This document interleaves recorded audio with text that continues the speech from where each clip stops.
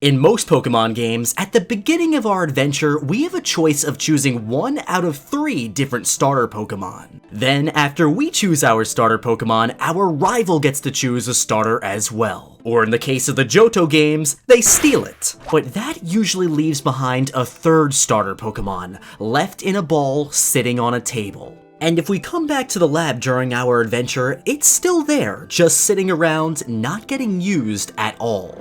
Now in some Pokemon games, like Black and White, there's a 3rd trainer who takes the 3rd starter. But in most older Pokemon games, like Red and Blue, Gold and Silver, and Ruby and Sapphire, it's really a mystery what happens to the 3rd starter Pokemon.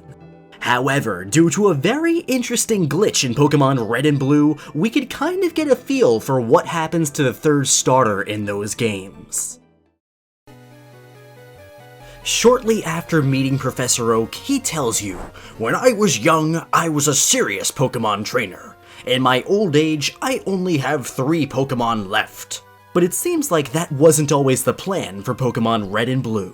In the game's code, there's actually 3 different battles programmed where you end up fighting against Professor Oak. All 3 of his teams are very similar. He uses a level 66 Tauros, a level 67 Exeggutor, a level 68 Arcanine, a level 70 Gyarados, and a level 69 Blastoise, Charizard, or Venusaur. The levels of the Pokemon that he uses makes him the strongest trainer in the game, even stronger than the champion, Blue, Buttface, Gyarados, whatever you want to call him. And his Gyarados is the same level as the Wild Mewtwo, the final boss of Pokemon Red and Blue. So how does this all tie into the mystery of the 3rd starter Pokemon? Well, if you, the player character, take one of the starter Pokemon, and then your rival takes another one of the starter Pokemon, that leaves the 3rd starter Pokemon with Professor Oak at his lab. And we can see here on each one of his teams, he has one of the starter Pokemon, presumably the Pokemon that neither you or Blue take. It seems like originally in Pokemon Red and Blue, at some point you would fight Professor Oak with the 3rd starter Pokemon, but for some reason, this fight got removed from the game. Or at least they thought it got removed, because by doing a simple glitch, we can fight all 3 of these teams in Pokemon Red, Blue, and even Yellow version. This is how you could do the glitch and fight Professor Oak in your own game, and I'm warning you, when I tell you all this, it's gonna sound like I'm making it up, but I promise you it works, and you will be able to fight Professor Oak by doing this.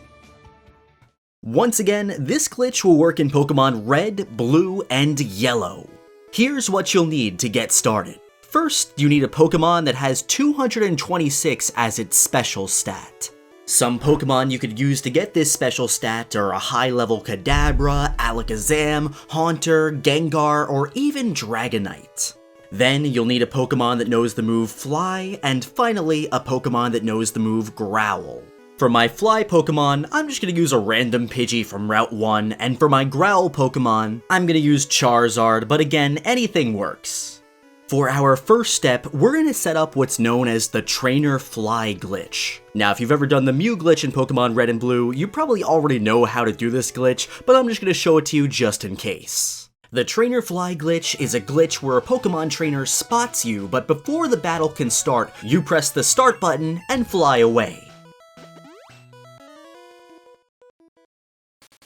It's a pretty cool glitch and has some weird effects on the game. My favorite spot to do it is on Route 24 with Camper Shane, but if you've already battled and beaten Camper Shane, you could do it on Route 8 with this trainer over here.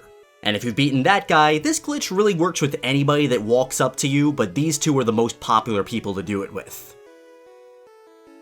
So assuming we haven't beaten Camper Shane, I'm going to go to Route 24 and stand in this exact spot so Shane is just off screen. I'd recommend saving your game right at this spot because it could take you a few tries to get this to work.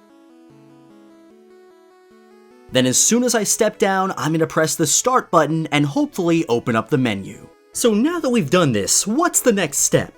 Well, all we have to do is fly to a place where we haven't beaten a trainer that can walk up to us. For me, a good location is the route east of Fuchsia City because there's so many trainers there, and generally when I play through the game, I skip a lot of them.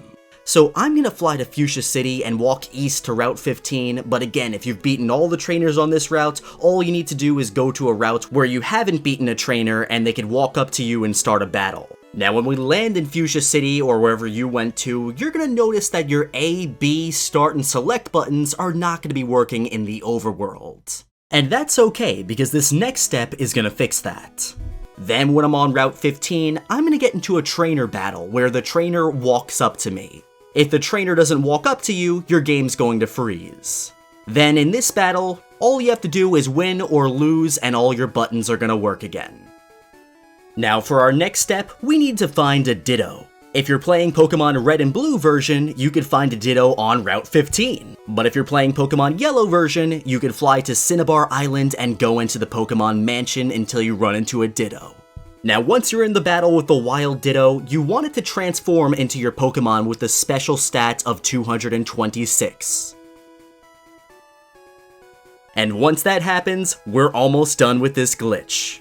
Now switch into your Pokemon that knows the move Growl. Then you have to use the move Growl 4, 5, or 6 times. If you use Growl 4 times, you'll fight a Professor Oak that has a Blastoise. If you use it 5 times, he'll have Venusaur, and if you use it 6 times, he'll have Charizard. I want to fight him with Venusaur, so I'm going to use Growl on this Ditto 5 times. Then once you do that, you can run away. And now for our final step, we're going to go back to the routes that had the trainer that we originally did the trainer fly glitch on. For me, since I did the trainer fly glitch on Route 24 with Camper Shane, I'm gonna fly back to Cerulean City and walk up north to go to Route 24. And as soon as I step foot on Route 24, the menu is gonna mysteriously pop open. Press the B button here and boom! You're in a fight with the one and only Professor Oak. And here we go, battling Professor Oak. Professor Oak wants to fight. And he sends out his first Pokemon, the level 66 Tauros. Now, if you want to know the full reason on why this glitch happens and why it results in giving us the whole encounter with Professor Oak, I'll have a link in the description to a nice article that explains it really well on a website called Glitch City Laboratories. They're an excellent resource for learning about all these weird and intricate glitches in the Generation 1 Pokemon games. But I always find battling this guy so intriguing because his team is very high leveled. I have a theory that Professor Oak was originally supposed to be the champion of Pokemon Red and Blue. It's kind of interesting because if you look at Professor Oak's team, 4 out of the 5 Pokemon that he uses are the same Pokemon that Blue uses when he's the champion of the Pokemon League. He has the Exeggutor, he has the Arcanine, they have the Gyarados, and they both use the final evolution of a starter Pokemon.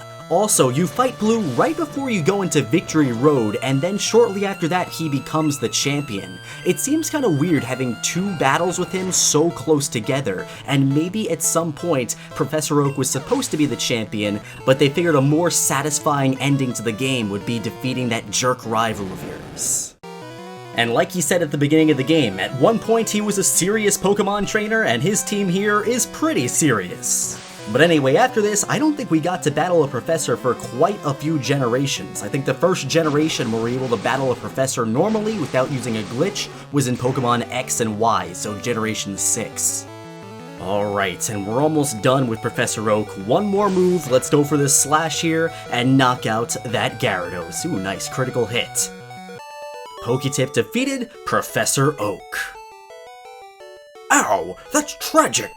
Now, I'm not sure if that dialogue that he says after battle is special dialogue that was programmed for him in Red and Blue, or if it's just being pulled from some random location in the game and maybe one of the trainers on this route right now. A lot of weird stuff happens when you glitch the game. So with that, my friends, I think the mystery of the 3rd starter Pokemon is solved, at least for Pokemon Red and Blue.